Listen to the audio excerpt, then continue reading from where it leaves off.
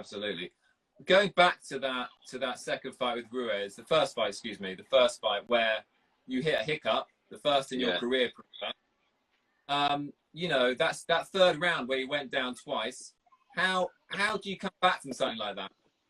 I'm gonna go on a walk because in the car park there's a few cars pulling up, so we're gonna go on a walk and talk.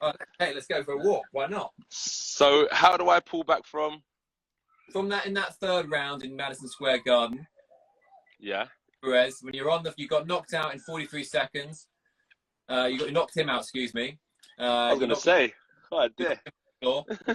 And about 1 minute 23 in, you went down, and then again 3 minutes in, you went down. Now you look shaken, AJ. I have to say that's the most shaken I've ever seen you look. Well, do you want the excuse or do you want the reality? I want the reality. Come on, man. I got beat. I was shook. Everything that you saw in that fight was what I was going through. It's tough. It's a hard game. I got beaten to a pulp, and I had to kind of pull myself back together. And that's just how it went. And now they're going to see the rebirth of me because, you know, everyone writes me off in this boxing division. You know, everyone wants to write me off, but I believe that I'll go down as, you know, this generation's great. And that's what I'm destined to do. So what I went through then, I'm seeing everyone. What are you saying? Yeah. In the car park. Nice. Yeah. Yeah, so that's it. That's what I went through. I got beaten up and I got to deal with it. And so you have to take it on the chin. That's life for you. Do you know what I mean? And you got to keep on moving forward, even when the whole world's against you. Well, you mentioned that after that fight, a few people wrote you off, certainly in the industry. Mm-hmm. Was that a surprise? How did that feel? You know what's good with me is that I always keep, like, I got my pals with me from when I was a kid. So I've never been one of these people that's like a celebrity brown noser, you know, trying to sit with the celebrities, because when your record selling #1, when your movie selling out in the theaters, and when you're knocking people out as a fighter and all of a sudden it goes downhill, the celebrities are onto the next best thing. But when you're with your people who know you for you, like nothing really changed within my circle. Like when I was going home, I was still the same man. And when I was going to my gym, my local amateur club, but what I saw is that people in my industry that don't really know me, spectating from a distance, they're the ones who have a lot to say. But I say everyone's entitled to their opinion. I'm not saying that they're not, but I just know who I am. And no matter what anyone says about me, I think that as I'm getting older, I'm getting a lot stronger. I'm becoming more like resilient. And no matter what anyone says to me, they'll never be able to break me. Was it hard when you were younger, I guess, when you're getting non-stop wins, to acknowledge failure? But now I guess in some ways you know that's not failure, but that hiccup, to want of a better word, could maybe be the making of you. Yeah, like I'll always say, like in my life, I remember I used to watch all these like motivational videos in the morning, like, you've got to fail to know what it feels like. You've got to experience rain to know what sunshine feels. And I'll be like, I ain't lost. I don't know what that feels like. So they ain't talking about me. Like I'm the, you know what I mean? And then I experienced what that was about. And I said, whoa. So that's what they're talking about. You have to go through these type of obstacles in your life in order to really experience what the top of the mountain feels like, what the bottom of the mountain feels like. Then you make the decision where you want to be. That's just the question. You have to make a decision where you want to be in life. And I just realized that, you know, with the odds against me, I know where I want to be. And that's why I'm just so motivated still and fired up to kind of claim my legacy in this boxing world. Yeah. Would you be happy with your son going into boxing, AJ? Do you know what I was thinking the other day? Okay, would I be happy with it, to answer your question? Yeah, of course. Crack on. It's tough, but crack on. You know, but I'll be honest with you, I was thinking, right, with my son, you know, I look at him now and I'm like, yeah, I want him to be an accountant.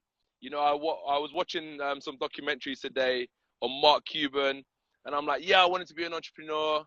Then I said to myself, who knows what this boy is going to be? Only God knows what he's going to grow up to be. But as long as he's happy, that's what matters, because he is going to grow up to be his own individual man. And I just have to support him on his journey. I can't dictate to him what I want him to be.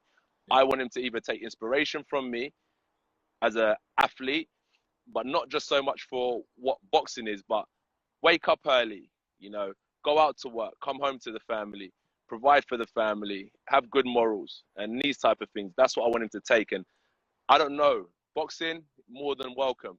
But the main thing I want him to take from it is the lifestyle behind being a boxer. That's more important to me. How has being a dad changed the way you fight, if it has at all? Not at all, really. I don't know, man. I just, you know, having my little boy. I've got a big family anyway, you know. I've got my little nephews and my little cousins that I treat like my sons, and you know. So having my boy, he just fits right into the mix. Yeah. Hey, listen, I know you've done some work during the pandemic, sending aid, and I don't know what quite out to Nigeria, where I know you've got family as well. What's been going on with that? I know you did some good stuff there, right, AJ? Yeah, it cost an arm and a leg, but you know, good deeds. Yeah. You know what it is? It's I went to Nigeria. I'm a son of the soil. It's my heritage, and it's difficult because we do stuff all year round, right? You do nice stuff for people. I do nice stuff for people. We all do nice stuff for people. But I always question, right? It's a question I have with the guys I work with all the time. Is I can show you, you know, my Range Rover or my AP watch, and everyone's gonna be like, oh, that's sick. And then if I show you that I'm actually now giving out to people who need it, and you know, there's two parallels. One where you're doing for self and one where you're doing for others. The one where you're doing for others is like, oh, you shouldn't show that. If you really mean it, you wouldn't show it to the world. But I'm like, but what's the difference between me showing the world what I have materialistically, which isn't really important, or what else does it mean what I can do for others, which is important? No, 100%. Yeah, and you know, I'm fully behind you with that. Hey, listen, AJ, we've got some questions coming from viewers who are here. Okay. Let's get, if you've got a bit of time, let's just go through a couple of those. Oh yeah, someone wanted to know. Angelo wants to know. What dog is that? He's got a boxer there. He's got a boxer. Nice. God bless, mate. Take care. Yeah. Do you have any superstitions or routines or habits you do when you're in the change room just before you come out? Yeah, I've still got them now. All right, come on then. I always, how do I flip this camera? Yeah, I always wear these socks for some reason when I'm gonna go running, and whoa. Even when I'm like fighting, I always, when I'm running, when I'm fighting, I don't know, I'll just always wear these socks. Nice. All right, that's good. The socks. So that's one of them. Yeah, just my special socks, maybe. That's good. But you had the socks in New York, in Madison Square Garden, for Ruiz, the first time you had the socks on. When was that? What happened in Madison Square Garden? When you fought with your in round 3. I can't remember that. Yeah, exactly. Whatever. I must not have had these socks on then. Nice. All right, and another question we got from Poppy. Poppy out there in the world, another viewer. Who or what is your biggest inspiration? That's a big question, but who or what is my biggest inspiration? Do you want me to give I can give like a realistic but silly answer, because I'll have a realistic and silly. I'm up for that. Is myself. Nice. Because, you know, I'm a product of everything I listen to, everything I watch, everything I eat, everything I drink, and it's all down to me to make the right decisions. So there is many inspirations out there that I watch and listen to, but that doesn't mean that I'm going to go out there and do exactly what they do. Like, I can follow, there's like a Jeff Bezos routine on YouTube that I can go up, wake up 5 in the morning or 3, read the paper, but does that mean I'm going to be as successful as him? I don't know. So what I have to do is apply it to my lifestyle. And as I say, I'm my biggest inspiration because I make it work. No one else does it for me. Talking of Jeff Bezos, I know we talked before about you wanting to become the first boxing billionaire. How close are you now, AJ? Well, if we convert what I have in pounds into pesos, I'm not far away. Very good. We'll take that. Yeah. I know you need to go. It's been amazing talking to you. I wanted to ask you one thing though. I know you can spit a few bars, right? Okay. What do you think? What do you reckon? You reckon you could do something for us now? Shall I? I don't know if you've got a beat. I haven't got a beat. All right, let me think. Let me think. From the top. Are you ready? From the top. I'm ready. I'm ready for it. All right. 2 to the 1, 1 to the 2. That's a combo that's coming at you. Coronavirus goes with the flu. Ask the world, what are we gonna do? Are we gonna come out on top? Or is everything just gonna flop? Right now we're in isolation, so stop. And you know that I'm boss. Yes, yes. I'm back. Amazing. Full energy, ready to fight any place, anytime, anywhere.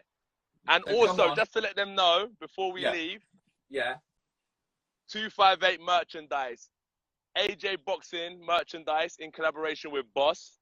It's a great honor. You know, I'm a big fan of Hugo Boss. So I want people to look out for that when it's dropping very soon. It's exclusive. It's going to be limited. So as soon as we kind of have an opportunity to dress nice and wear nice things, make sure you check out for the AJ BXNG and Boss range. AJ BXNG was established because, you know, Anthony Joshua is the brand name, but to take away from that, abbreviating AJ Boxing to AJ BXNG along with Boss, and I think it's going to be a special collaboration. I've heard that. We've got something in GQ coming out on that very line. We are very excited about it. It's always great merch from you, AJ. Listen, I wanted to ask, how's your style, your ISO style coming on? My what? Your isolation style. How's that been coming on? You've been. I guess there's been no call for any suits or anything. Nice. Hey, keep it relaxed. Love it. I like yours. I bet we're all missing the barber though, right? I'm missing the barber. Everyone's missing the barbers. Do you know, I'm kind of feeling this look, you know. I'm not going to lie. Go full. Nice and full. I'm feeling this look. AJ, you're a superstar. We all root for you. We're big fans of yours at GQ. Huge fans in Britain. And we can't wait to see you in that ring again. I'm rooting for you as well, my man. And God bless. Thank you so much for your time as well. Fantastic. Well, right then, my friend. AJ, take care. Catch you later. Bye. Cheers, dude. Wow, what an amazing champ. What a great guy.